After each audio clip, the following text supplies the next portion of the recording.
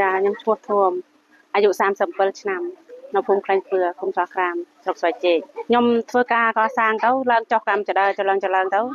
វាឈឺក្បាលជង្គង់ចុករយស្មាទៅ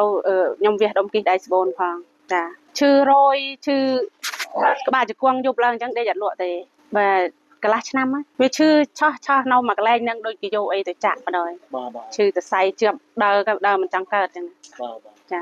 តាមរយៈដែលអ្នកភូមិខ្ញុំគាត់ធ្លាប់ហូបបាត់ទៅខ្ញុំទិញតាមគាត់ខ្ញុំប្រើប្រហែល10ថ្ងៃខ្ញុំលេបព្រឹកតែព្រឹកមួយល្ងាចមួយទេព្រឹកមួយល្ងាចមួយចាធូរជើងហ្នឹងដើរទៅវារៀងវាអត់ជាប់ទៀតទេវាអត់ឈឺឆោះទៀតទេឥ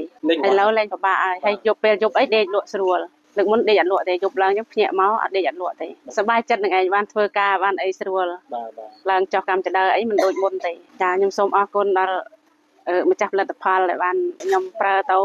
មានសុខភាពល្អឡើងវិញអត់ឈប់ឈឺជង្គង់ឈឺចង្កេះអីទៀតចាជូនពរឲ្យម្ចាស់ក្រុមហ៊ុនរស់ស៊ីមានបានកាន់ផលិតផលកាន់តែរីកចម្រើនទៅ